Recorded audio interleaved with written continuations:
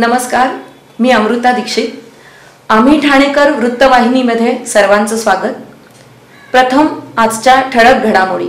ठाणे नाशिक हायवेवर लांबच लांब वाहनांच्या रांगा लागल्याने वाहतूक कोंडीचा सामना वाहन चालकांना करावा लागत आहे.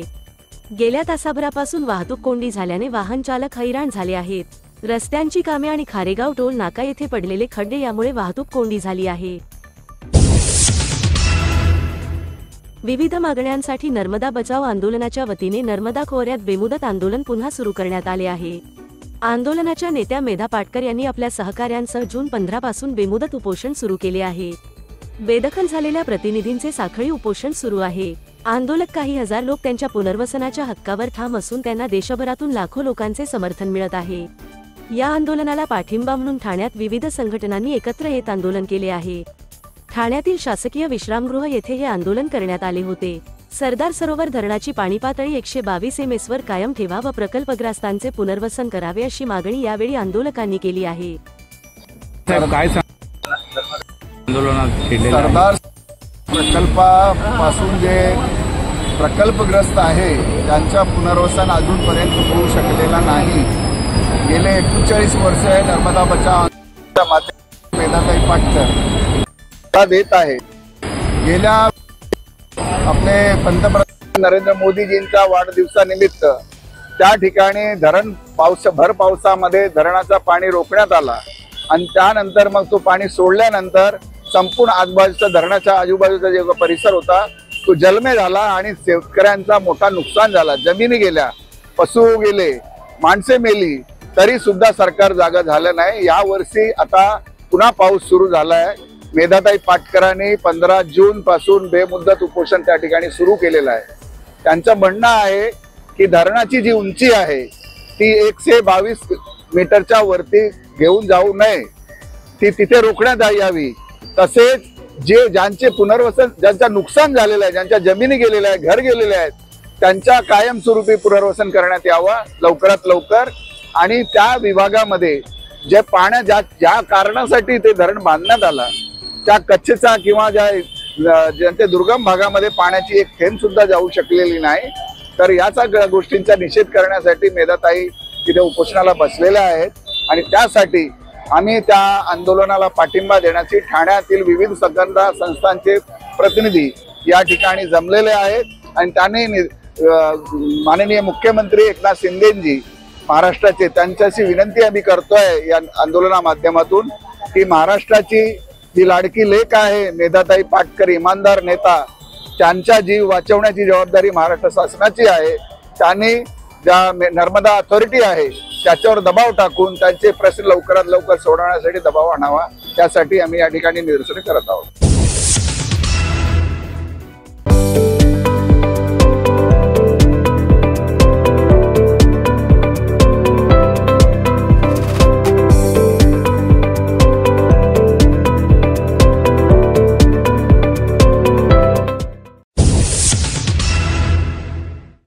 सर्व नागरिकांना आवाहन करण्यात येत आहे की सध्या डासांमार्फत पसरणाऱ्या डेंग्यू या आजाराचा प्रसार रोखण्यासाठी प्रत्येकाने पुढील प्रमाणे कार्यवाही करावी. डेंग्यू आजार एडिस इजिप्ती हा डास चावल्याने होतो. या डासांची पैदास साचलेल्या किंवा साचवलेल्या स्वच्छ पाण्यामध्ये होते. 8 दिवसांपेक्षा जास्त दिवस पाणी उघडे व साचून राहिल्यास त्यात डास अंडी घालतात. अंड्यांच्या अळ्या तयार होऊन पुढे डास तयार होतात. यासाठी आपल्या घरातील पाणी साठे, उदाहरणार्थ बॅरल्स, पिंपे, टाक्या, हौद, रांजणे इत्यादी दर आठवड्याला रिकामे करून घासून पुसून कोरडे करून पुन्हा भरावे. 1 दिवस कोरडा दिवस म्हणून पाळावा. पाणी साठ्यांना घट्ट झाकणे बसवावीत किंवा जुनी साडी, चादर, धोतर यांनी बांधून झाकून ठेवावीत, म्हणजे डास त्यात जाऊन अंडी घालणार नाहीत. घराच्या गच्चीवर, आजूबाजूला, अंगणात कोठेही पाणी साचू देऊ नये. भंगार सामान उघड्यावर टाकू नये, उदाहरणार्थ टायर्स, प्लास्टिक सामान, कुंड्या, टाकाऊ वस्तू इत्यादी. अशा सामानात पावसाचे पाणी साठून त्यात डेंग्यूच्या डासांची पैदास होते. घरातील कूलर्स, फ्रीजच्या पाठीमागील ट्रे हे देखील वेळोवेळी कोरडे करावेत. लक्षात ठेवा, नुसत्या फवारणीने डास घनता कमी होत नाही, तर त्यासाठी डास पैदास ठिकाणे नष्ट करणे ही आपल्या सर्वांची जबाबदारी आहे. कोणताही ताप अंगावर न काढता जवळच्या शासकीय रुग्णालयात मोफत औषधोपचार घ्या. अशा प्रकारे नागरिकांनी सहकार्य केल्यास डेंग्यूचा प्रसार रोखणे सहज शक्य आहे.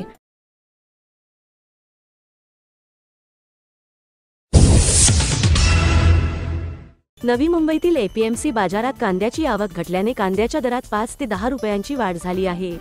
हाच कांदा 15 दिवसांपूर्वी 15 ते 20 रुपये किलोने विकला जात होता. आज त्याचे दर 25 ते 30 रुपये किलो झाले असून हाच दर पुढील 15 दिवसांनी 40 रुपये पार करणार असल्याचे व्यापारी सांगत आहे. बाजारात दिवसाला 140 गाड्यांची आवक होत आहे, त्यामुळे कांदा अजून भाव खाणार अशी स्थिती निर्माण होणार असल्याचेही कांदा व्यापारी सांगत आहे. आज मुंबईमध्ये कांदे हे 25 रुपयापासून 30 रुपयापर्यंत विकलेले आहेत आणि पहिले 15-20 दिवसापूर्वी कांद्याचे बाजार 15 ते 20 रुपयापर्यंत होते.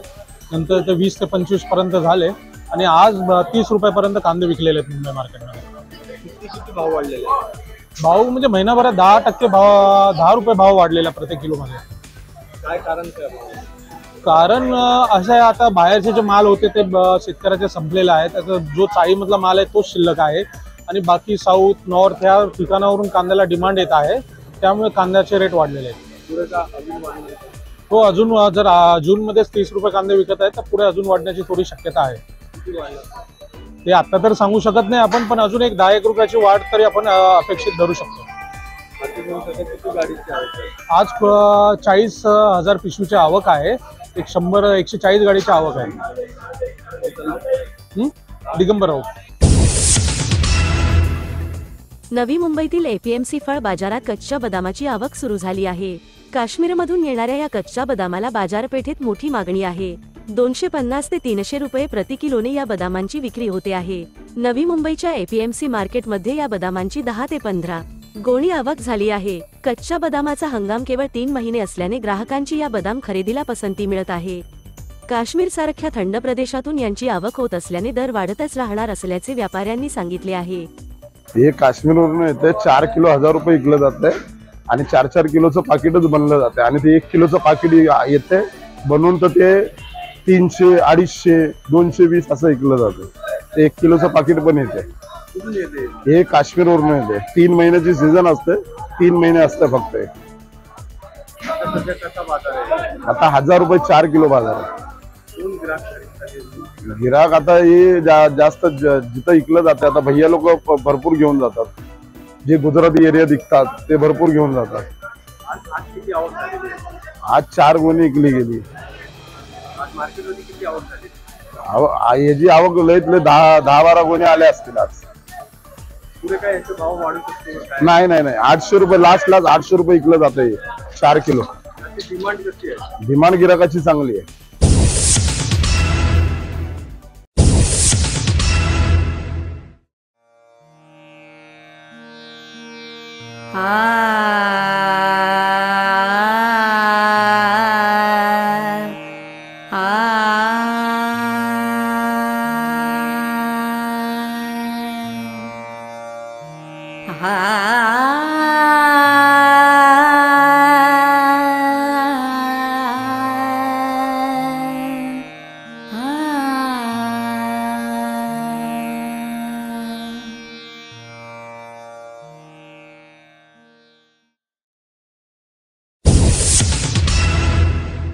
आम्ही ठाणेकर.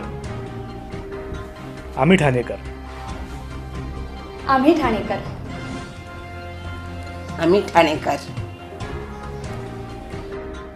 होय, ठाण्यात आम्हाला अभिमान आहे आणि होय आम्ही ठाणेकर.